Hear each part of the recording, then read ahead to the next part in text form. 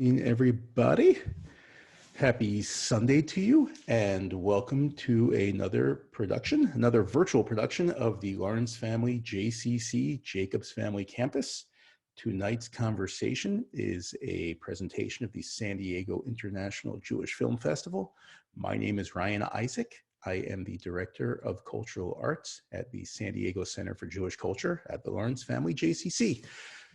Here we are wrapping up what is our second week of virtual programming, and I thank you for joining us. And just to let you know, as long as we are all inside working to flatten the curve, the JCC will continue to provide various virtual entertainment for you and events like tonight. So again, thanks for being here. A little reminder, we are on Zoom and we're all still getting used to this. So don't forget, I have muted everybody, but if you turn your video on, we can see you. Good evening, Lois. It's nice to see you. And beyond that, everybody looks pretty safe and secure behind their names and their. Hey, there's Alyssa. Alyssa is. I'm going to unmute you for a sec, Alyssa. Alyssa is a film professor at San Marcos, at Cal State San Marcos. I'm going to wave hi and then I'm going to close my video and just watch and listen. Okay, thanks. Well, we might call on you if it comes to that. All right. Okay. We have a short week coming up this coming week because of Passover, but on Tuesday we have filmmaker Yaron Zilberman joining us, Israeli-American director, producer, screenwriter, and he's going to be discussing his use of archival footage in both documentaries and his other films. Should be interesting. He directed, produced, and wrote A Late Quartet, which starred Philip Seymour Hoffman and Christopher Walken. So should be a very interesting conversation with him. I do want to thank our underwriters for the Arts and Ideas 2019-2020 season. It's through their generous support that we are able to present evenings like this with our filmmakers tonight. Peter Kenneth Jones, Nicole Suerez, welcome to the two of you. Nice to see you isolated or distanced together at home in LA. And this is the duo behind Henri Dauman Looking Up, which was screened at our film festival just about 6 weeks ago. And we keep talking about how lucky we were in terms of timing to have that go off when it did in February. Welcome, guys. Thank you. Why don't you just let everybody know, where are you, how are you, and what's been going on? Yeah, go ahead. I'm Peter Kenneth Jones. I'm the director of the film Henri Dauman Looking Up. We're doing fine. We're just here in Los Angeles in our apartment, Nicole and I with our dog, and just making the best of it. That's it. Yeah, and like it's already been discussed, I'm Nicole. I'm the producer of Henri Dauman Looking Up, but it just so happens that the main star, Henri Dauman, is also my grandfather. So it was quite the fun production, I guess, to become so close to your grandfather during the process and uncover so much family history, but also be on the filmmaking side and be able to kind of help guide the story and stuff like that. So yeah, we're really excited to be here. It's such an awesome opportunity. Like, we wouldn't have been able to do this if we weren't all quarantined in our houses. So that's right. Well, thanks again for being here. And you mentioned to me before, it's a special day for Henri back in New York. It is. He's turning 87 today, so it's his birthday. And I hung up a photo that he had taken. It's one of Peter's favorites, in honor of his birthday. So we are just so glad to be here. He's safe and sound in New York City, of all places, but right. He is also self-quarantining. He's hunkered down. He's not going anywhere. Yep, exactly. I was doing a little research before this, and I came across your Kickstarter from when you were looking to fund this, and we've had a couple filmmakers mention already in our conversation over the past couple of weeks. Biggest challenge is always raising the money. Sure. Yeah. So for you, what was that like? And especially Nicole being connected to the subject so closely, how did that impact you personally in addition to a professional motive? So I guess I work in costumes in film and television, so I had never gone down the producing avenue before this project. So it was so great to see, or to be able to experience what I had been seeing on so many productions prior to shooting the film. We did do a Kickstarter campaign. We were able to raise $50,000 on Kickstarter, which was awesome. We did a lot of grassroots marketing. I was like cold emailing, reaching out to news reports and or news reporters and getting some articles written about the Kickstarter campaign, as well as doing some clever fundraising ideas. Like we did a Ask Me Anything on Reddit, which is like a huge internet forum. So we did a AMA with my grandfather, and we had a lot of really engaged questions. And so we slowly but surely got like the word spread out and reached our fundraising goal. And it was with that money that we were able to produce a high quality sizzle reel. And also some of that footage that we shot for the sizzle reel, we used for the movie too. So with that sizzle reel, we were put into contact with an amazing documentary producer, Glenn Zipper. And I'll let you take it from here. So yeah, as Nicole said, it was kind of multifaceted process to get the final money. We had the Kickstarter, then we used the money from the Kickstarter to make another video, and we used that video to pitch to our producer. We got in contact with Glenn Zipper, who won an Oscar in 2011 for a film called Undefeated. And Glenn liked our sizzle reel, so then Glenn went out and found us this amazing, him and his producing partner, a woman named Carrie Borsick, who's also incredible. They went out and found this guy, our investor, our executive producer, Bobby Campbell. And Bobby Campbell is an amazing guy who, just kind of let us do whatever we want, and funded the project. And we couldn't be more thankful for him. So it was definitely a process, but it was something that it didn't totally feel like a process, because it was always these little hurdles every once in a while. First, it was, we got to make the Kickstarter, we got to get the money. Then we got that, and it's like, okay, now we got to make the sizzle reel. Okay, now we have the sizzle reel. Now we got to get it to somebody. So it was a multi-step thing. Yeah, that's why production for this particular movie took time, but in the scheme of things, I'd say we started this back in 2015, like really aggressively. So it's been 5 years. So we're pretty happy with that timeline for sure. It's great, and a great film. So congratulations. Was there any point during that process where you didn't think it was going to happen? Was there like a most discouraging period? I mean, any day, every day when you don't get good news. I mean, it's feast or famine. You either have everything you need, or you don't have anything that you need.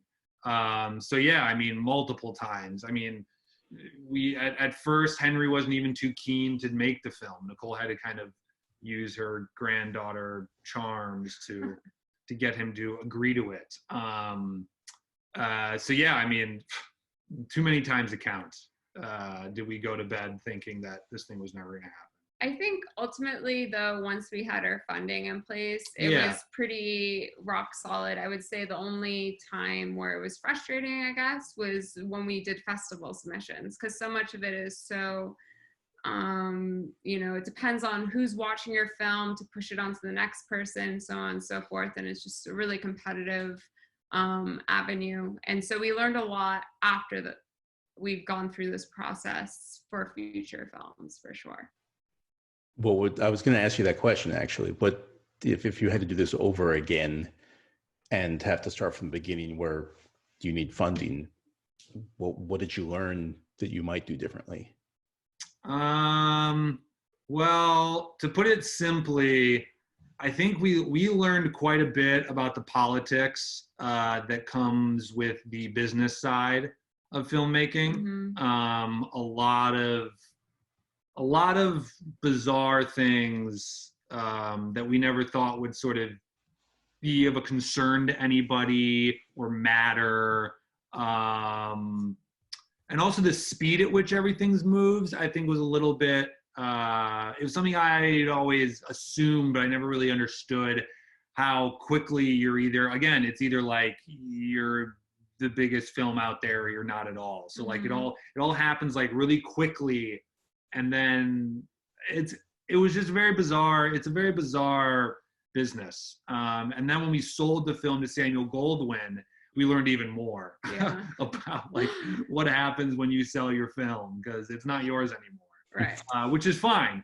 It's all stuff that we did not, there's no book, there are books on it, but I'm not sure how helpful they are. Yeah, I don't even know if we could even use the path that we used for this film on a future film. Like we got very lucky with the people that we were introduced to. And so we attribute all the success to those people. So, I just feel like if you really are ambitious and you want to do something, you're passionate about it, you'll make it work no matter what, so that's just, I don't know, kind of my mentality about it. I think the biggest thing maybe in retrospect, I would have been more patient overall, maybe, but that's knowing that it's going to get made. So yeah, right. You never thought it was going to get made. That's quarantine talk. Right, exactly. We had, I think, 4 or 5 documentaries about photographers at the film festival this past year. Yeah. And there's the common thread, and I think this is just true of any good photographer, that photographer is relatively anonymous. His work may be known, but most photographers aren't household names, even if their photos are household images. Right. Does that pose a problem? Did that pose a challenge, just because you're trying to sell somebody who's at the top of his industry, but still only known to a few? Yeah, I think that was something that goes back to your previous question about something like we learned. And at the beginning, something we learned is kind of like we understood this story so intimately that when we would present it to people and they would not like sort of grasp it, or just it just kind of wasn't as landing as impactfully as we had thought. We started to learn that it's because like people don't know who Henri is, even though they know his photographs. Just the fact that they don't know him as a name, really, I mean, you're not going to see a movie about that, right? I mean, like you're just not going to. So I mean, we did come up with, it was tough to be like, look, this guy's photos, you just don't know his name, and people are like, well, then I don't really care. I mean, if I don't know his name, then like I don't care. Like, why am I watching this movie?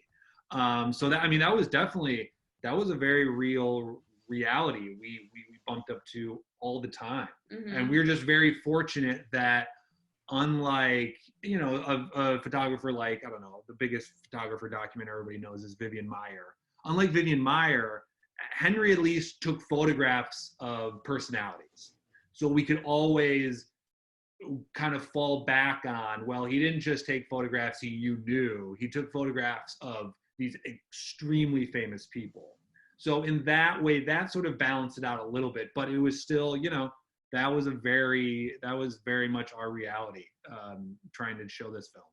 Yeah, we're basically in this period, and have been over the past couple of years, to really trying to build him as an artist, and having gallery exhibitions with his work and having more of a recognizable name. I don't think I would have ever changed the title, but it was definitely risky titling it with someone's name. Because, another thing we learned, like, never really thought that would have been a big deal. Right. But a lot of people were like, his name's in the title, and we don't know his name. For example, I mean, people watch movies and TV shows, documentary style, about people they don't know all the time. Like recently, Tiger King, which was like a huge phenomenon on Netflix. No one's heard of this guy ever before. Or if they did, not enough to like recognize his name. But that name of the show, Tiger King, it wasn't the name of the personality. The show's not called Joe Exotic. Right. Right. So, Which still might work, though. You're not wrong.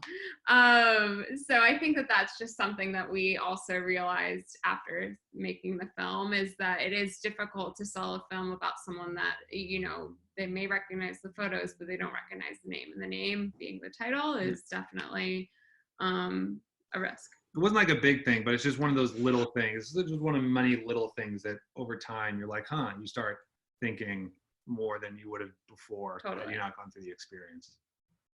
That's interesting, but you made it. It worked. So I have to imagine it feels pretty good. It does. Yeah. I mean, especially for you, Nicole, to have your grandfather's name there. That's totally. It's a big deal. And I think we also went into this movie thinking that we were going to do a documentary about a photographer, and we knew a little bit about his Holocaust backstory. Obviously, we had seen his show, a testimony and stuff like that. But really, when we were making the film and when it came together in the editing room, there's just such a stronger theme in the movie than photography. It's just like family and how important it is, and the will to survive, and just having a optimistic outlook on life. You know, I talked to my grandfather a lot over the past few days. You know, some people are comparing this to like a wartime era right now because the economy and all these sorts of things.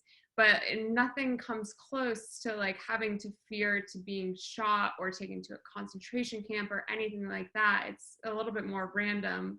I'm not necessarily, you know, discounting the severity of this virus, but my grandfather is kind of like, this isn't, you know, gonna bother him. He made it through World War II. He's fine.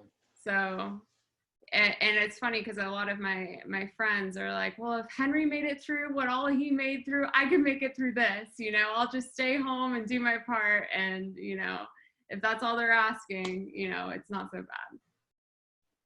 That's sweet. We need the two of you to be the spokespeople to keep people home. Watch the movie, you'll find out. Yeah, That's right. So digging into his past, especially with, you know, within the Holocaust and his age and experience through that, how much of that, Nicole, was new, not only for you, but for your family, and what kind of family experience and bonding did that generate? Yeah. I mean, it was awesome.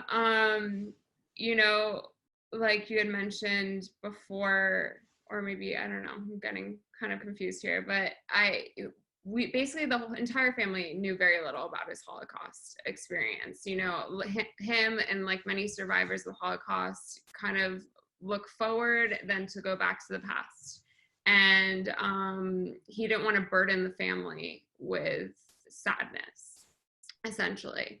So when he did the show, A Testimony, in 1996, I was about 4 years old. I never even knew he did it or that it existed. He thought he had the only VHS copy of the show, A Testimony, that he did, not realizing that it's since been digitized and made available at any public university, any Holocaust museum. So when I was in Israel, I had known that my great-grandfather had perished at Auschwitz. That was the only bit of information that our family knew about my grandfather's Holocaust story. So when I searched his name to find out more information about, like, you know, him, I instead found my grandfather's Holocaust show, A Testimony. So that was the first time I had heard his story coming out of his mouth in Israel.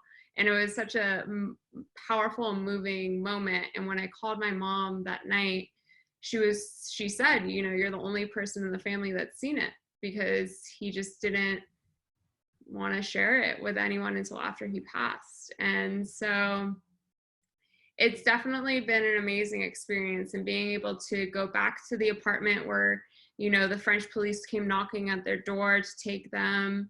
I went back to that actual apartment. The person that's living there now was so accommodating and so let us shoot there. It was so great.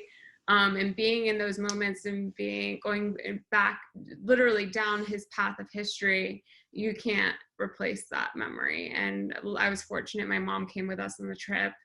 So it was just a really great experience. That's terrific. And Peter, in terms of your career moving forward, and I know you're tied in and working with some people on things, and I think waiting for the world to resume. But what did you take away from this overall experience? How do you think it has or will impact your career moving forward? Well, the biggest thing that I took away from it was that you can really, really make a film with not many people. It's not. It just takes dedication and just a will to get it done. It's not even some like magical thing. I mean, you just got to kind of logistically figure out how to do it. Just literally like, how do you put one foot in front of the next, and then just do it. I've always been a big believer in too much prep time is sometimes bad, and that you really need to just do things, especially when it comes to filmmaking, because you can get way too into your head trying to plan things out and trying to make it too perfect. And with a documentary, I mean, you can plan, but it's ultimately the film's going to reveal itself to you. I mean, unlike a scripted thing where, you know, you have scenes and setups and you can edit and post, you know, you can kind of recreate the film. But a documentary, I mean, you don't have any idea kind of how it's all going to turn out. Right. That's no sort script. There's no script, and that's the fun, that's the frustrating part of it. I mean, you know, there were a couple times during filming when we would wrap on a bad day of shooting and be like, God, do we even have enough footage for a film? So, I mean, that's the biggest thing that I learned is like, it was a real confidence booster to be like, okay, because you never really know if you can do it until you do it. And then you do it and you're like, oh, this is not rocket science. You just, you know, it does not take a medical degree to do this. Right. So it was really, you know, it's just kind of like, yeah, you can do it. It's not, you can't be afraid of it. And to piggyback off of what Peter said about the planning, there was a particular moment while we were shooting in France where we were going back to these places where my grandfather was living in the apartment, and then he also was hiding out in Limay, which is a small town outside of Paris. So we actually wanted to go back and find that house and get into the backyard of that house because it was pretty significant in his story. He was able to survive a stray bullet from a plane passing overhead because he was holding a black cat in his hands, and the cat took the bullet and not him. So this was a very important part of the movie. And we were in Paris, going to take the train in or drive the next day.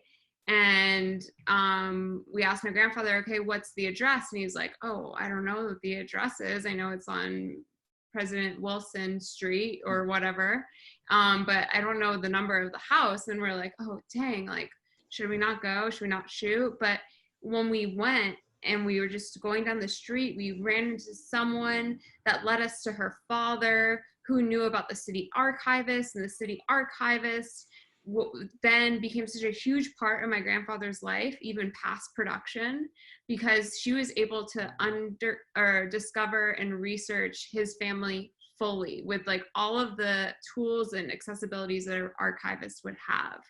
And so if we had the address in that house, we would have never met these people that have become such an integral part of our now personal lives. And it ended up being an amazing little like path to the story of, oh, we got to find this house, you know? So it ended up being the best, not having any plans at all. That's incredible. And I've got to take a quick little aside and say, having the two of you on the same computer is such an advantage. We've had a couple interviews with two guests, two subjects, but they've been in different places, and Zoom doesn't really allow for that seamless banter and transition. So the fact that you both are able to feed off each other and do this, I think really ups the overall quality. So thank you. I appreciate it. And happy to help. Yeah. And I just want to mention to everybody else on the call, if you have any questions for either Peter or Nicole, you can just kind of give me a heads up through chat, and we have a small enough group tonight too that I think we're safe taking the mute button off. And and letting it go. And in fact, Alyssa says she might have a question or two. I will let her ask. I did want to ask you, you know what, I'll go to Alyssa for a second, because I don't want to take us off the subject. Hi, Alyssa. Hi there. That was so interesting. Thank you so much for that.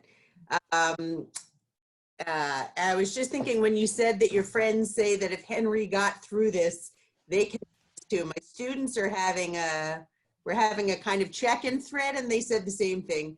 If Henry could stay in that tiny apartment for years, then surely they could stay home for a few weeks. Yeah.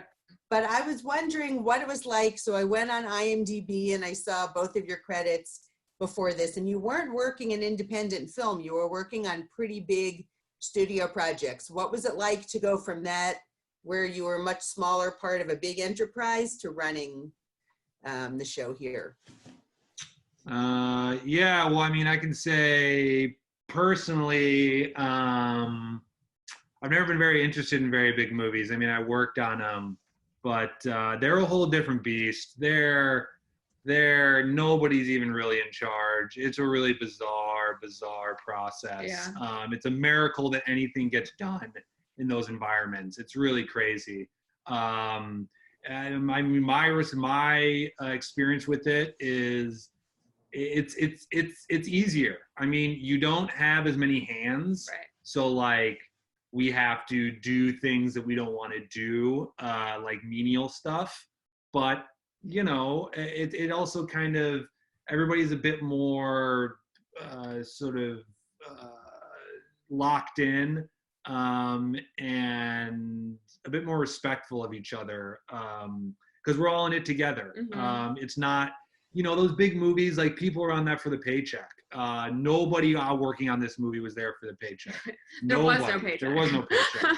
No, all the money went on screen. Yeah. We didn't get paid. Well, we got paid like below minimum wage at one point, but it all went on screen. So it was definitely a much more conducive environment, and much more personally enjoyable for me. But I mean, my cinematic heroes have always been on smaller crews, and like, they don't, you know, my favorite director is not Michael Bay, or people of that ilk. So it's been something I've always admired. Mm-hmm. And I'll just hop up with what Peter said. You know, I work typically as in the costume department, and just in a department within a big production. For example, I worked on a Netflix TV series for the most of the last year. And sending an email, I literally attached 12 names of people that I've never met in real life for approval processes, to be like, do you approve this costume? Which one would you like? A, B. And they literally went down and they're like, A, B, B, A. And like, you end up having no creative control or creative input, because you need so many different approvals from different, like CBS and Netflix, the showrunner, the director, all the producers. It's just like, when you're working more intimately together, I just feel like there's a stronger creative process. Whereas when you're on these bigger productions, it is about the bottom line and making a product, and less about the artistic value, I would say. That's fantastic. Since you teased us with it, and it's not Michael Bay, for both of you guys, but I'll start with you, Peter. Who were the film inspirations? Who are your heroes in the industry? The number one by far is this French guy, this guy named Eric Rohmer. He was a big director in like the 60s and 70s, made this kind of famous thing of 6 films called the 6 Moral Tales. Like current people who are alive and working.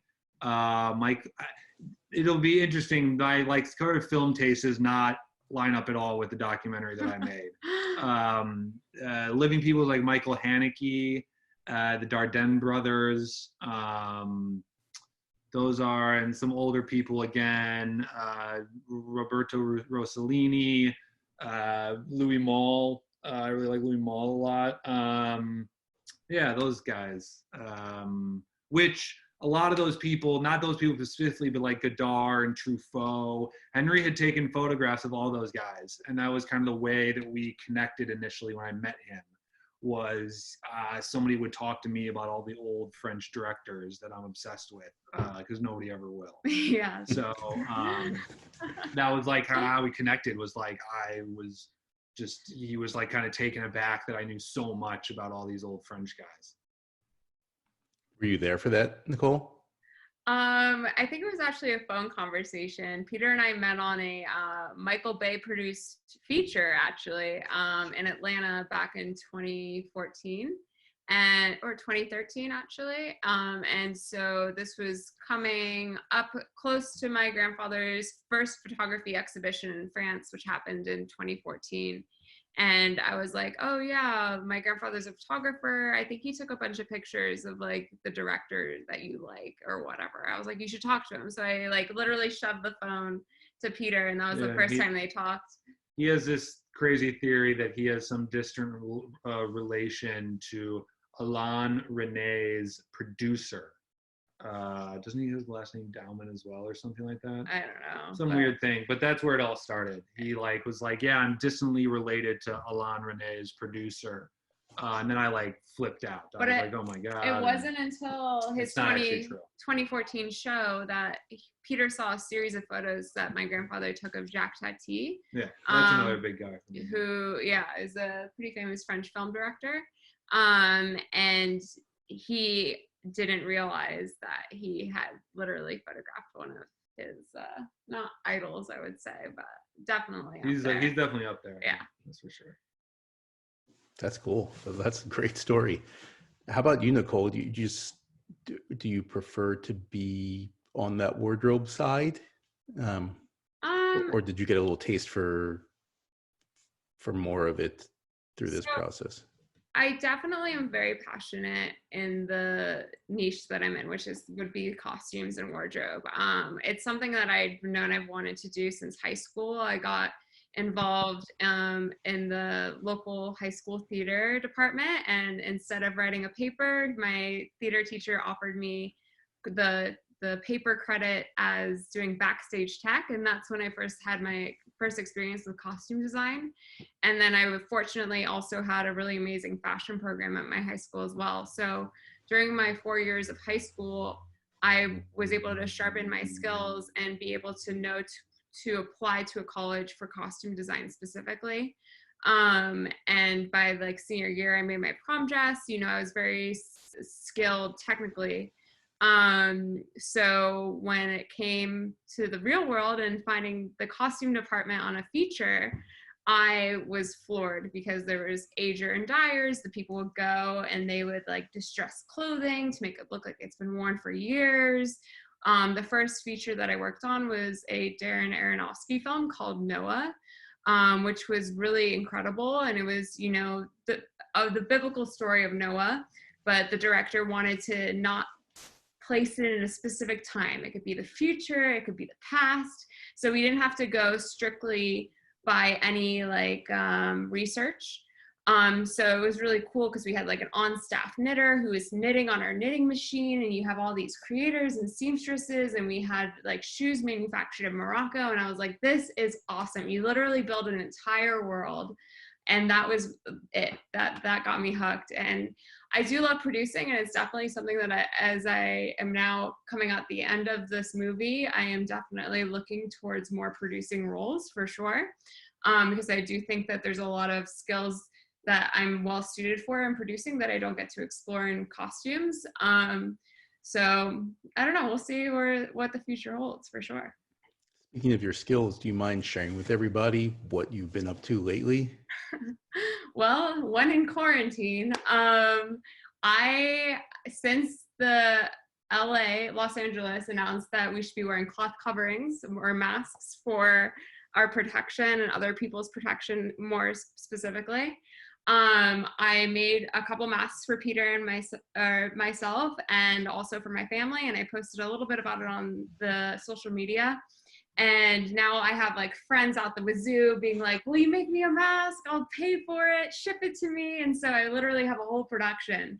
If we turned the camera around, you would see fabric and sewing machines and irons everywhere. Like, it is a full-on production here, but it keeps me occupied. I mean, both Peter and I are unemployed right now until the movie industry decides to get back going. So it's something to keep our hands occupied and minds occupied, and also help some people out. Are you able to ship them without having to go to the post office? So you could you could request to get like the USPS priority mails to come to your house. So they'll bring like all the envelopes, and then you print off all the labels from your computer. And so literally all that Peter will have to do is just go and drop off a box and then leave. So he doesn't even have to touch the screens or talk to anyone really. So trying to keep it sanitary. And then obviously we've been really like careful about where we've been going. You know, we've been home pretty much all the time. So, but I'm still telling my friends, you know, wash your mask before you put it on for the first time, you know, be really proactive and make sure you're doing all the right things. That's wonderful. That's great service to everybody. Yeah, just trying to make everyone a little bit safer. Yeah, and Peter's got coverage for getting to the post office. Exactly. So he's okay. You guys had mentioned this too before we started. And I know we've got some film buffs on here, including Paul, who reached out to you guys, who's our ace in the hole in terms of film at the JCC. And you started mentioning the Oscars and the gap and what might happen and how it might position you. What do you think happens with the film industry and the awards industry and the festivals over the next, I mean, several months to year? I mean, we could first say that nobody knows. This is just a guess. I believe that once everything gets back to normal, I don't really think they're going to try to make good with anybody who missed out on an opportunity. I think the film industry is way too much about forward momentum for them to sort of adjust rules or go back and be like, okay, everybody who didn't get to show at South by Southwest, like, we're going to show all your films next year at South by Southwest, and it's going to be like a double festival. Like, I just don't think that's going to happen. They're too forward momentum driven. So I think what's going to happen is it's going to come back, you know, in the middle of summer or whatever it is, and it's just going to be a lost couple of months. Those festivals are gone. The sort of credentials you get from those festivals is just a lost year. I don't really know. It just seems to be way too much work.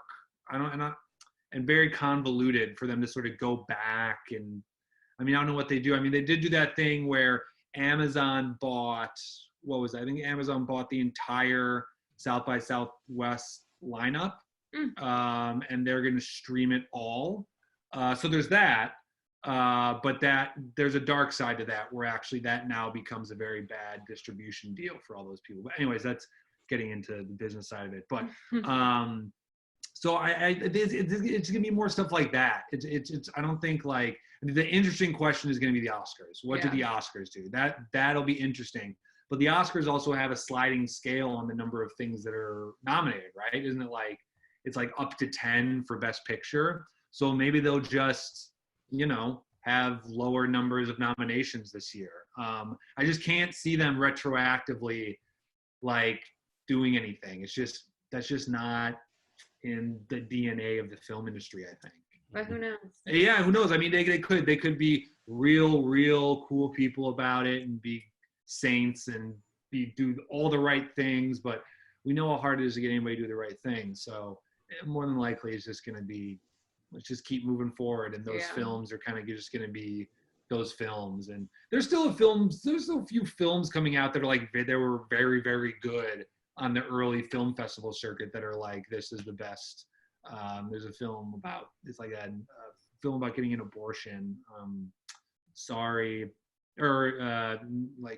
Never, Sometimes, Always, or something like that is the name of the title, which is won the top prize at Berlin. And it just got a new distribution deal. So we'll see. I don't know. It'll be very interesting though. It'll be very interesting. And I do think that people are really eager to pick up some content, because I know that a lot of the companies, Amazon, Netflix, Hulu, are all releasing some of the projects that they had intended to release earlier and stuff like that, where, you know, and like Peter said, how South by Southwest, Amazon picked up a lot of those movies. In terms of like the Oscars, there's just rules and parameters to be even qualified for an Oscar. You know, you have to show in both theaters in LA and New York for at least 2 weeks on a very specific amount of screens. Well, at least a certain number of screens. Yeah. And so we, as a small documentary, felt like we never had a shot at getting Oscar nominated, because economically speaking, it doesn't make sense for a distributor to pay to rent those screens when people aren't going out to theaters anymore for anything other than a Marvel movie, really. So economically, it didn't make sense there. But now maybe if the Oscars concede on their rules, we did have a 2020 release. We're available for purchase on Amazon, iTunes, anywhere where you could buy and stream a movie, we're there. So cross your fingers, maybe there would be an exception this year and that we could maybe be considered. I wouldn't go so far to say that we'll be nominated, but I would just like to have the option of being seen. I would love to just be nominated. That would just be such a privilege. I mean, there's no way. Well, we're rooting for you. Thanks. And I know and you mentioned before that you're streaming, and it's pretty easy to either rent or purchase your film, and I think that's it's nice, because as we've been hunkered down for the last few weeks, we in the film side have been trying to let people know what from this year's festival or the past year's festival is available and how, and you guys made it real easy, because it's everywhere. And yeah. You could even on demand it if you still have cable at home. I think we don't have cable, so I don't even know how that works. I don't know. We haven't figured out how to do it, Don't but ask we us know how to it's find it like that. Yeah, apparently it's there. It's available, which is why it's so great that we have a distributor, because Samuel Goldwyn, they're just such pros. They're really been doing this for such a long time that you know, they have the connections so that we're readily accessible to people. Excellent. If anybody else has any questions, now's your chance. I did want to ask you one more thing. Now, with everything essentially at a standstill, are there people in the industry who are using whatever cameras they have handy to shoot stuff? Do you think there'll be anything, if not deep, at least cool, fun, entertaining that comes out of these few months? There is no way that somebody is not making a film right now about their experience in quarantine. There's absolutely going to be films. I saw an article the other day that it's like, it had something to do with like one of the producers from The Office is coming up with a single camera sitcom dealing with the quarantine. So there's like this weird, I mean, it's going to happen. There's going to be a number of things that come out about it. And I imagine they'll mostly be comedy, because this is a comedic situation. I mean, to have like a drama during the quarantine would probably be very, very intense. So I imagine there'll be a lot of like really quirky, fun stuff. Probably some like weird documentaries, I would guess, because you can't have a crew. And if you got like some funny people in a house together, like just set up the camera and go. Yeah. So that'll be cool. We'll see. I mean, there's already stuff being made on all those, you know, TikTok and Instagram and stuff, but I don't count that. But Peter's anti-social media. But yeah, so yeah, I think so. And I'm looking forward to it. If I was funny enough, I would make a comedy about this. I mean, that would be really funny. This is a perfect situation. This is hilarious. It's funny that you say that though, because I am a part of a Facebook group, and I was just looking to try and find the post, but someone made like a fake movie poster for like an upcoming, fictional movie that called Quarantine, right? And he's like saying, okay, everyone contribute their footage and we'll make this big master movie all together from our quarantined households. And I think it was a joke, but like I wouldn't be surprised if something like that happened. I keep thinking there's no way that Seth Rogen isn't doing something. If he's not stoned through the whole thing, then I was about to say he's too stoned to do anything. He's stoned while he's making all of his movies. Right. Right here. Lots of writing is definitely happening during quarantine. That's for sure. All the writers' rooms are still open. Yeah, all the writer rooms are open. They're all doing it on Zoom. So they're still writing. Yeah. They just don't know when they're going to be able to shoot it. Alyssa, you have any thoughts on this? Or Sure. I mean, I'm on Twitter now. It's funny. I just joined in February, like a couple of weeks while it was still normal. But that's the thing that artists and writers and professors are talking about every day. Are they getting things done? And so some people are working to distract themselves. Yeah. People, I'm sure you know, being at home, it's just hard to get work done. So I'm sure there are some people who are feverishly checking out scripts and taking films, and other people who are getting nothing done. But yeah, it gives a lot of people from whom we're going to have a lot of quarantine and COVID dramas or comedies. It'll be interesting. I'm curious to see like the first thing that comes out about it, what it's going to be, because it's going to come out. But how foreshadowing that the best movie of this year is titled Parasite.